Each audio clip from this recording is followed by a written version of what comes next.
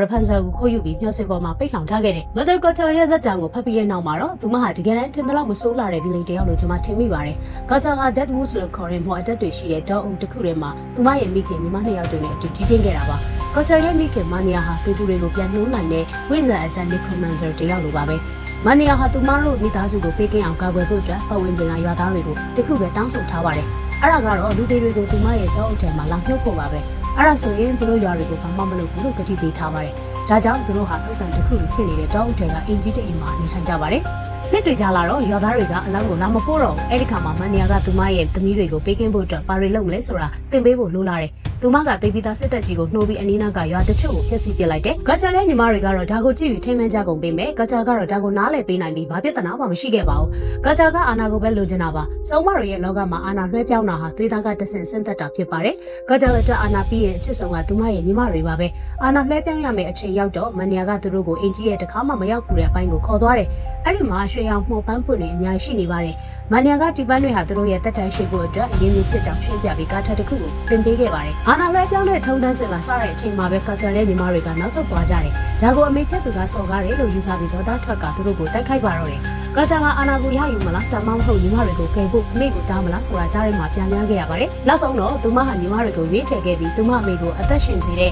ရွှေရောင်ပန်းအားလုံးကိုဖျက်ဆီးပစ်လိုက်တယ်။တပွင့်မဲ့ချန်ထားခဲ့တယ်။အဲ့ဒါကပဲသူတို့ရဲ့ရွှေဟောင်းအမေကြီးကိုဖုံဖုံအဖြစ်ပြောင်းလဲပစ်ဖို့လုံလောက်ခဲ့ပါတယ်။ဒါပေမဲ့စိတ်မကောင်းစရာကသူမရဲ့ညီမတွေဟာအပြင်းထန်ဒဏ်ရာရခဲ့ပြီးသေလူမျိုးပါဖြစ်နေခဲ့ပါတယ်။ကာချာလာအင်ဂျီရဲ့အပြစ်စီတွေကိုပြုပြင်နေတော့မှပဲကာချာရဲ့ညီမတွေဟာပိုဆိုးလာပါတယ်။အဲ့ဒီချိန်မှာပဲ Oxyster ညီမ3ဖို့ဆုံးမကြီးများရောက်လာခဲ့ပါတယ်။သူတို့ကကူညီမလို့နဲ့လာခဲ့ပေမဲ့တကယ်တော့အသက်တန်းရှင်စေတဲ့ရွှေရောင်ပန်းအကြောင်းကိုသိကြလို့လာခဲ့တာပါ။ပန်းတွေပျက်စီးသွားပြီဆိုတာသိလိုက်ရတော့ Oxyster တွေကစိတ်မဝင်စားတော့ပဲပြန်ဖို့လုပ်ကြတယ်။အဲ့ဒီချိန်မှာပဲကာချာရဲ့ညီမတွေတေဆုံးသွားခဲ့လို့ကာချာတယောက်တည်းကြံခဲ့ရတယ်။ဒါကိုတနာသွားတဲ့ Oxyster တွေကကာချာရဲ့နာကျင်မှုတွေကိုရော့ပါစေဖို့အတွက်မော်အတက်နဲ့နည်းနည်းချက်ချက်အိပ်ပျော်သွားအောင်လုပ်ပေးခဲ့ပါတယ်။သူမအနှစ်ပေါင်း200ကျော်ကြာအောင်အိပ်ပျော်ခဲ့ပြီးသူမရဲ့အိတ်ကထဲကပန်းလေးတစ်ပွင့်ကြောင့်ပဲအသက်ရှင်ခဲ့တာပါ။တရားကပြန်ထလာတဲ့ဂျကော့လို့ခေါ်တဲ့ချန်ဆောက်ကအဲ့ဒီပန်းကိုတွေ့ပြီးစိုက်ပျိုးပေးခဲ့တာပါ။သူမလိုလာတဲ့အခါကဘာကြီးကပြောင်းလဲနေပါပြီ။လူတွေကသူမရဲ့တောအုံနာအထိရောက်လာပြီးတိုင်းပြည်တစ်ခုတောင်တည်ထောင်နေကြပြီ။သူမပထမဆုံးလုပ်တဲ့အရာကတော့ဂါထာကိုသုံးပြီးညီမတွေကိုပြန်ရှင်းအောင်လုပ်ဖို့ပါပဲ။ဒါပေမဲ့မအောင်မြင်ခဲ့တဲ့အတွက်နောက်ထပ်ပန်းတွေအများကြီးပေါက်လာအောင်ဆိုပြီးတောင်ကုန်းတစ်ခုပေါ်မှာပန်းကိုသွားဆိုင်ခဲ့ပါတယ်။အဲ့ဒီနောက်ပိုင်းကတော့ Jungle Salvation မှလေရုပ်ရှင်တွေကအတိုင်းပါပဲ။ Gothel ဟာ Rapunzel ကိုခိုးယူပြီးမျှော်စင်ပေါ်မှာပိတ်ထောင်ထားခဲ့တယ်။သူမအပြင်သွားတိုင်းမှာလည်း Rapunzel ကိုထားခဲ့ပြီးသူမအမေရဲ့စာအုပ်ဟောင်းတွေကိုဖတ်က